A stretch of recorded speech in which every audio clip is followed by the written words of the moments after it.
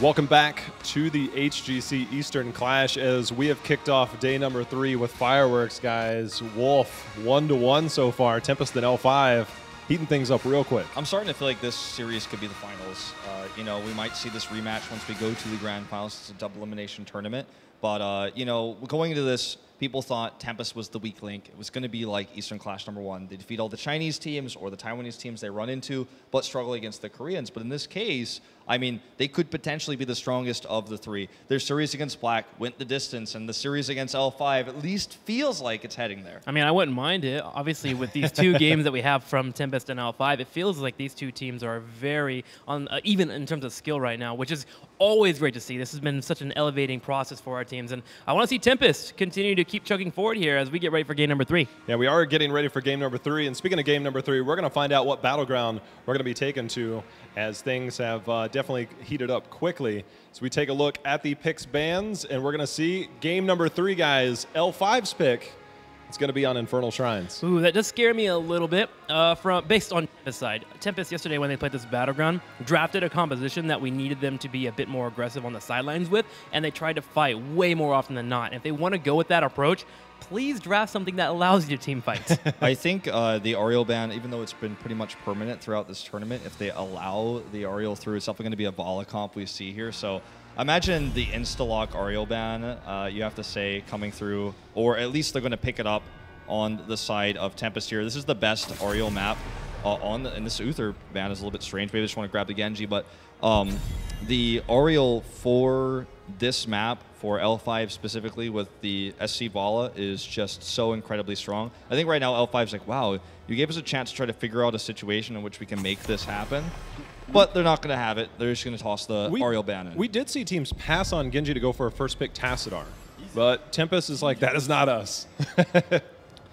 So I suppose the strat here for Tempest with the Uther ban is to try to control not only the Genji, because the Ariel ban is so necessary, but also to remove one of the scary factors for Genji in the Uther. So not only do they get the Genji, but they get it in such a nice place now where they're not worried about the point-click stun that's going to shut down the mobility.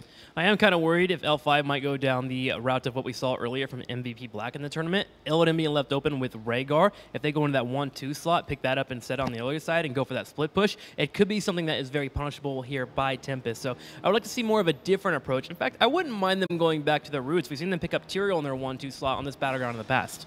And I think right now, because you could easily just say it's going to be TAS Vala, you could go TAS Ground. Say, even if you just pick Tassadar and something else, you have the fallback of Greymane, but you give up that threat of giving that over to Tempest. And that's one of the things that you necessarily don't want to do on this battleground, have that potential Genji Greymane coming at you. And I think that the Greymane is a much safer option here than, say, a Vala would have been. I don't think you're too worried, too, about the Rhaegar pick going over to Tempest side with the Genji. It's much more valuable on an assassin that has a larger health pool like the Greymane. So Tempest grabs it here, but you're not like, oh, God, they got Genji Rhaegar. That's not really the combo you're worried about. You're worried about the maybe Tyrael Genji or the Uther Genji. With Uther already removed, to grab the Genji, then I feel like L5 is drafting down the right path here. They have a strong solo Shriner in the Greymane. Can clear that very quickly. They have good wave clear with Tassadar. A decent Shrine control as well. And is it going to be a possible Diablo ban here again? It feels like that seems to be a theme in Korea, where on Infernal Shrines, you get rid of Diablo if you don't want to deal with that engage coming your way. I mean, Hooligan is such a great Diablo player that's something that's often even targeted towards him. So I think that's something that Tempest really has to look at closely here with this new roster of L5. And Diablo has shut down high mobility heroes like even Zeratul in the past, but in this case with the Genji, you really do have to give that respect. I almost wonder if it might be better. They are hovering the Stitches. I was going to say maybe an Arthas ban or something like that. If Greymane wants to dive in, things like that, you can kind of punish that if he overextends a little bit, because he doesn't have that mobility, doesn't have that escape option. They're looking at the Anubarak. So obviously the Anubarak is a little bit of a threat. I think you guys had mentioned earlier in the series, Trick, you might not have been as impressed with Sign's Anubarak. Yeah, for Sign, but I don't mind seeing it from Hooligan. I think Hooligan was a much better Anubarak. I was just a little bit disappointed in the movement that we saw there from Sign.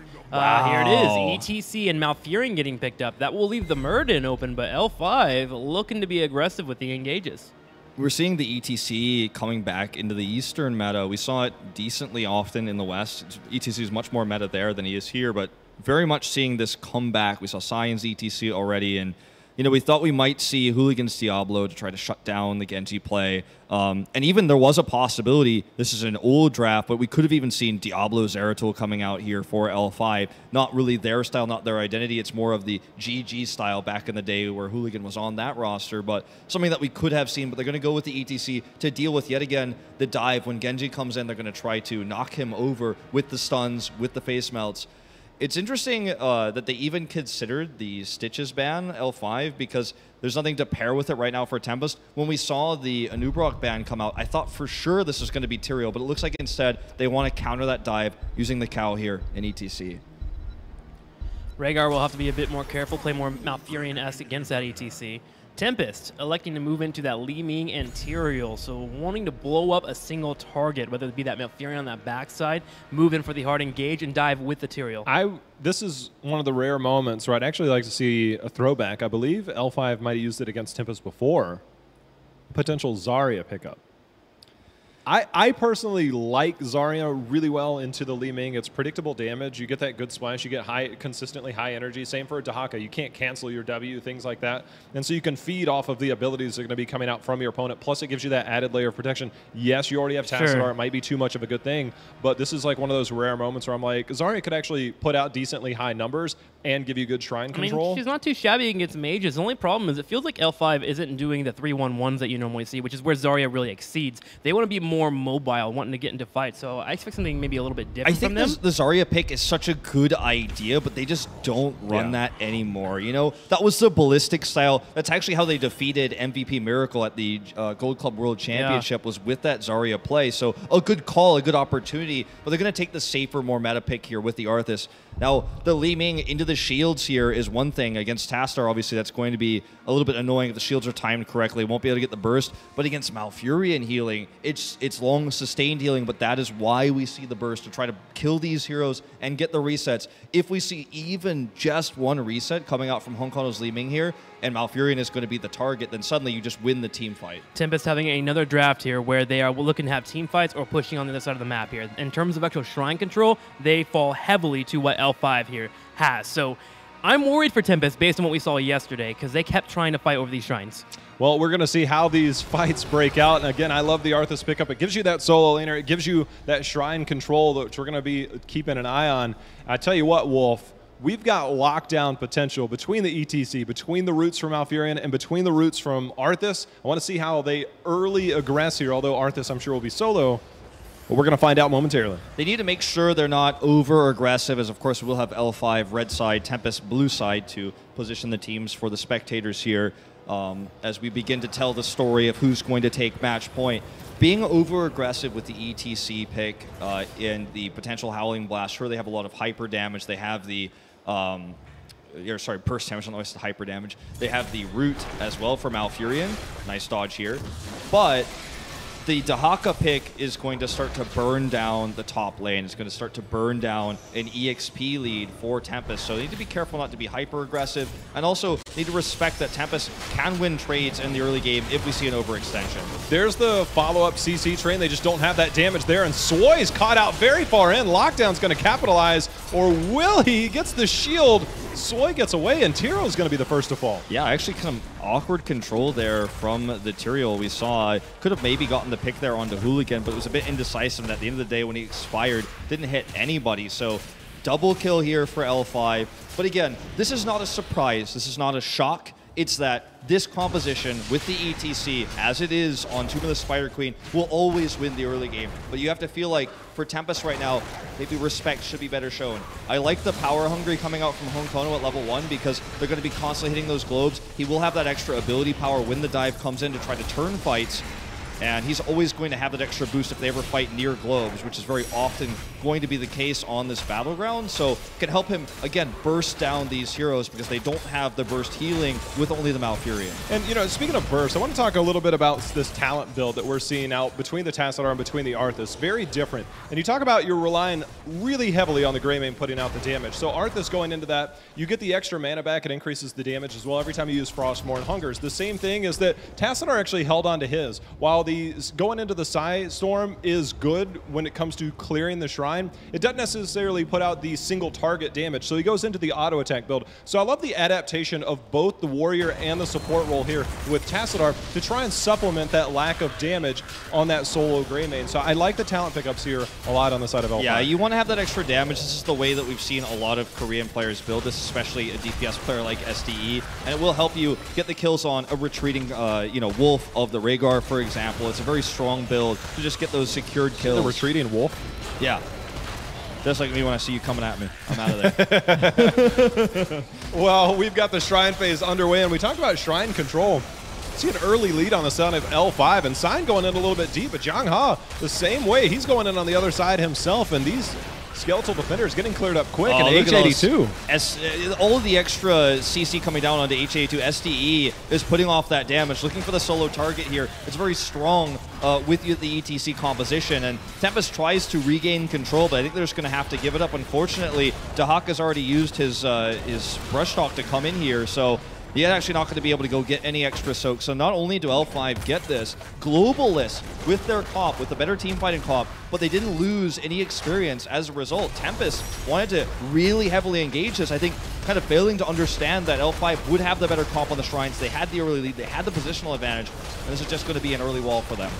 Yeah, and you can't expect a whole lot more. I mean, there's always times where you see a team really kind of go out there, but using the great mobility of Tyrael there, baiting it over, not taking that stun, not allowing for any follow-up CC. And we also talked about the fact that L5, they don't necessarily have the great sieging potential, and it actually makes me a little bit fearful for if they have to defend against the Punisher. Obviously, they'll be able to bait it over, but in terms of that damage, how well will it survive, I guess, when it comes to the later game, because they're relying so heavily on the Greymane? It's going to be one of the big questions that has to be answered. But I think if you get the double Punisher here, you get level 10 first, that's when you get the edge where, the advantage that fall off that Tempest will be very glad to experience as Greymane hits the mid-game, as ETC hits the mid-game. If you have a large enough advantage early on, it will feel less bad, if that makes sense. So let's see what happens as we move forward now. We're going to see this big 4-man rotation down. It's actually going to be Sign the target here. We'll have the Aldruins, but people have been critical of Sign's Tyrael. That's why we often see Honkono flex into it. That sometimes we see it with the Task Tracer comps. This isn't that comp, so he's forced to play it. And so far, I feel like we've definitely been... some of the questions we had going into this were answered. It's just his Tyrael does not look perfectly positioned. And when we go into the Sanctification team fights, I worry that he might get picked off before he can use it. Speaking of getting picked off, speaking of getting picked off, Hooligan already used his slide. The roots are going to be there, but Hooligan already turned his attention to go the other direction.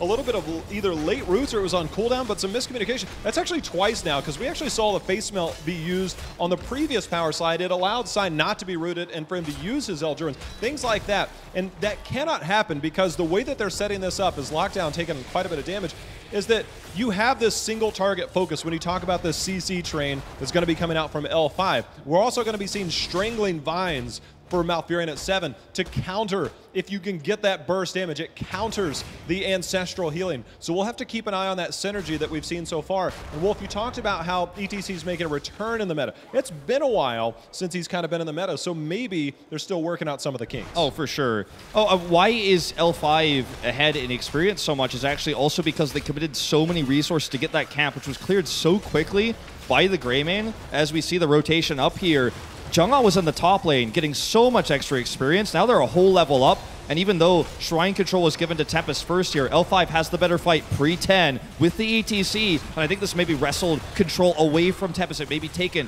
very shortly here. Knows the positioning of Hooligan. He's always trying to punish Sign. H82, though, coming for the flank. Taking all that extra damage, though, from the level 1 here from SDE. He's in trouble. They use the cleanse on him, and SE trying to capitalize on that. You see Arthas not able to do enough damage either. H82 entered real quick, and he jumped out just as fast as he came in. And you talked about that early Shrine Control. It is all but not, as L5 is quickly approaching 10, and Wolf, they now have the lead in the Skeletal Defenders. That's right, they have the lead, and they have that faster level 10 because of the soak from Jungha. You don't think of Arthas as the solo soaker who's going to give you that whole EXP bar of advantage, but because of the rotation, the commitment of even Dahaka down to grab that bot camp, which was really insignificant in the grand scheme of things, and the pick they got there, this leads them to the faster 10, and they have accomplished the mission they were set out to do with this early game comp, to get the lead lead to try to snowball this into additional Punishers. And they're going to get the Arcane one now, which could mean, with level 10s, an easy fort. It should be an easy fort from here. You also have that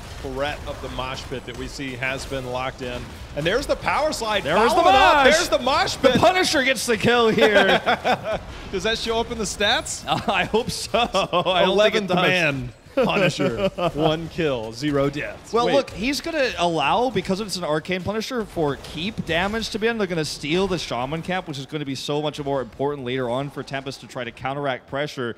You know, Dahaka's already trying to push the bot lane down there, but this is such a great position for L5, and no respect here. Yet again, Sign finds himself caught. Has to sank. This is not the sank you want. We're going to see Honkoto try to do what he can, but it's not enough. If there's a cocktail, just barely avoiding that extra damage there from the tail, but Sign, yet again, caught out of position, and that Sanctification is a long cooldown. If I'm saying 12 and 16 cooldowns were traded for a 100-second cooldown and a heroic, I am all about that. L5 showing there's that synergy. When it starts to come into play, that's how powerful it can be, forcing out those big heroics. And the time between now and the next shrine phase, that will come up if there's a longer duration shrine, but that is a big team fighting tool that you won't have for another minute. Look at these quests as well. Cocktail build almost finished. The level 1 for Tastar, nearly completed. Prog Rock getting closer.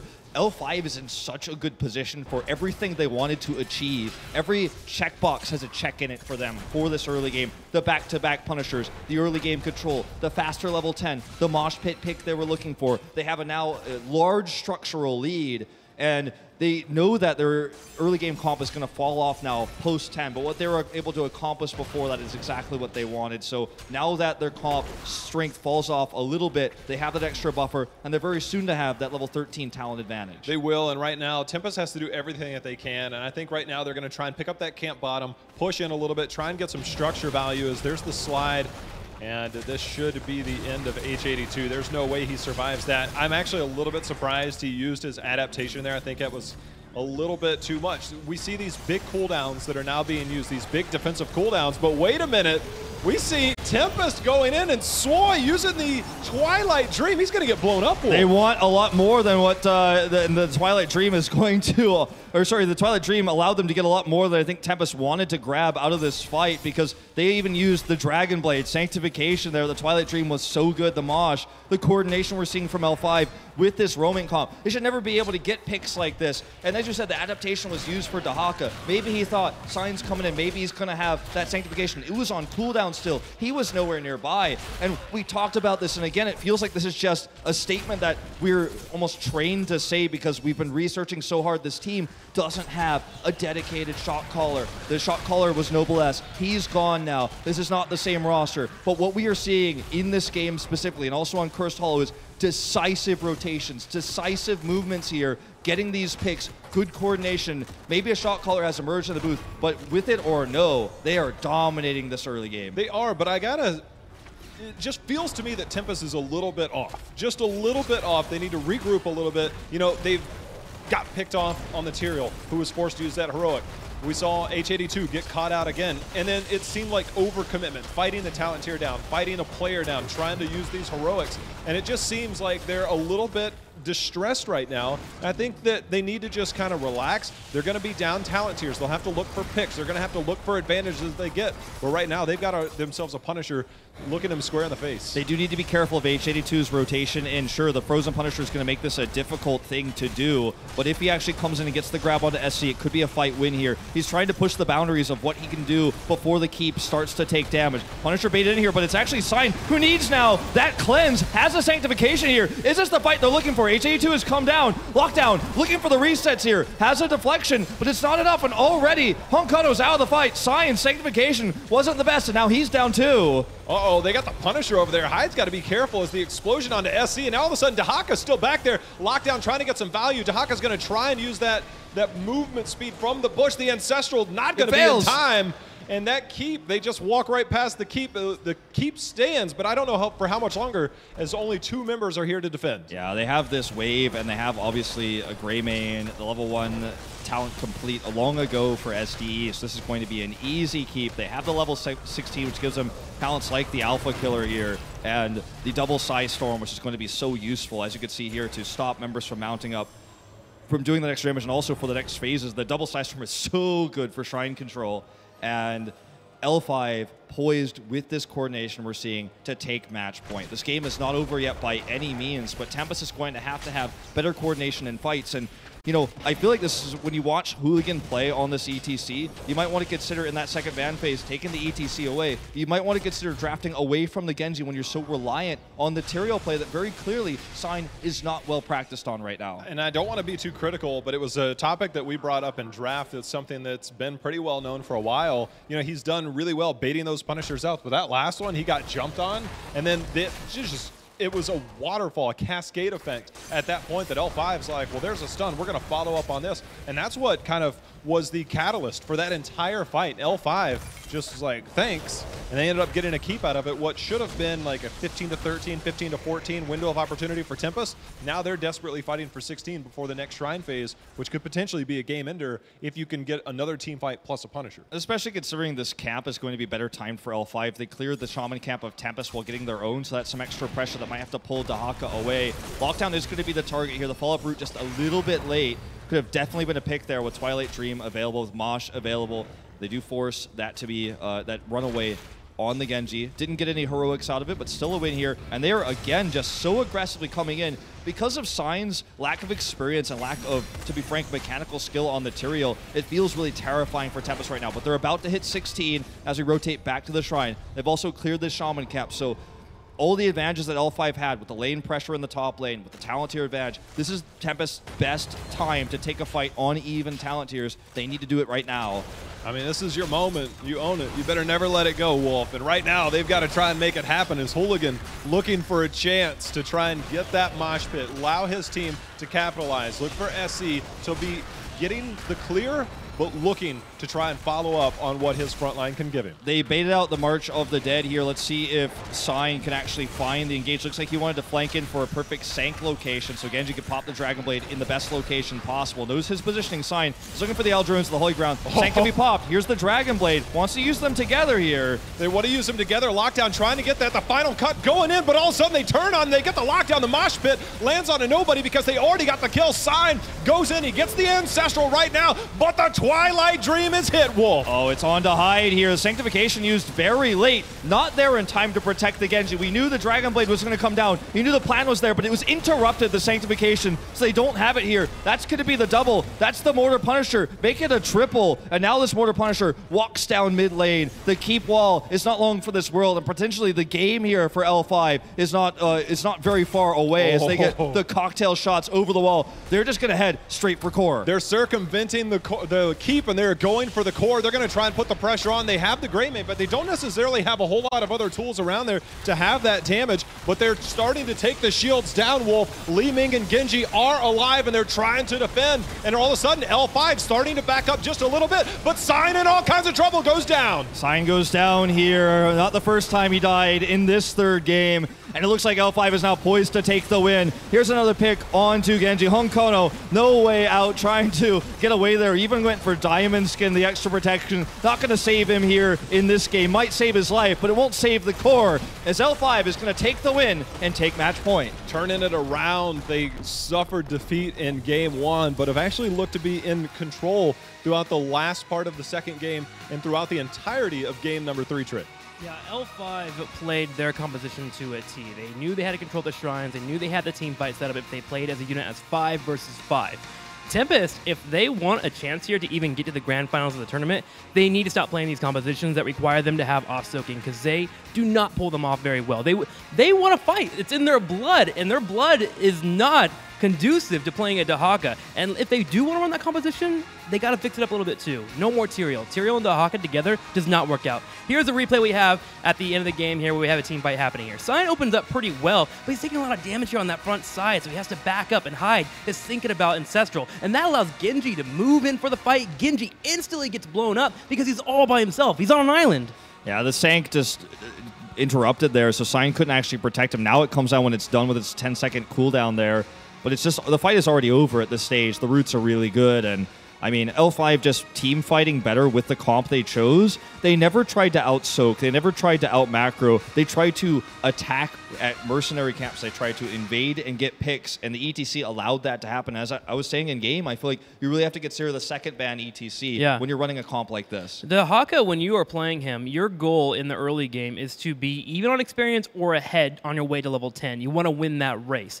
You do have the possibility of soaking and being completely greedy and having that power spike moment of where your opponents are around like 25 to 30 minions on the shrine. So they think, okay, if we can test a fight here, maybe we can get a pick off. You have Dahaka come in, hit a tongue, have Genji and Li Ming go in. If you don't get a kill, you back up. And Tempest never does it. They don't. We're going to see, are they going to take first pick, or are they going to try and take map control here? As we take a look, game number 4, gentlemen, will be an L5 pick, another macro-focused map, but also one that heavily favors team fighting here on Towers of Doom. I feel like when you talk about macro or team fighting, Infernal Shrines is kind of like the half-half map. You can play the long games on the macro games with Dahaka, for example, but you can force the team fights with an ETC pick. This map, though, not so much. I feel like macro is so much more important. Control of the bell towers is going to be important. You can buy so much time if you build a comp that allows delays on the channels of the altars to get that extra split soak. So heroes like Dahaka, heroes like Illidan, I think are going to be very highly prioritized. Yeah, I think there's a lot of spikes that happen there, especially that 1 through 5, the altar phase when the 3s pop out. But I totally agree with you. A lot of macro in the early to mid game. The late game, it usually does come down to that last team fight, that last spike that happens. So an interesting pickup here. And the way L5 is playing right now, I am frightened for Tempest. I'm frightened for them, but I feel that this, because it's going to be more favored for team fighting, because you can't avoid the altar, you can't dive a core. So now all of a sudden you have this, you put the sword in the ground and you're like, look, we're battling right here. Yeah. You mark your territory. This is where teams throw down. And again, I wonder, ETC up until this tournament worldwide has not really been played much. He kind of shows up here and there, but all of a sudden in this tournament, he's a prominent figure, Wolf. Yeah, I mean, we saw him a lot at the Western Clash. I say a lot. It wasn't like he was top-tier warrior, but he was definitely seen more than we've seen him at all for this entire phase for Korea. So seeing these teams start to realize how to use him to counter the dive and also to invade and control the early game is so important. And when you're at this high level of Heroes of the Storm, when you get these small advantages, they turn into larger advantages. So winning that early game can be very powerful. And I think that also L5 realized that, look, Sign's on the Tyrael. Let's punish him. He was the target oftentimes if it wasn't, of course, Hyde, who's, again, playing very aggressively. He's getting punished as well. So targeting down Sign on the Tyrael, they're very, I think, happy now to allow him to draft in the Tyrael. They're like, okay,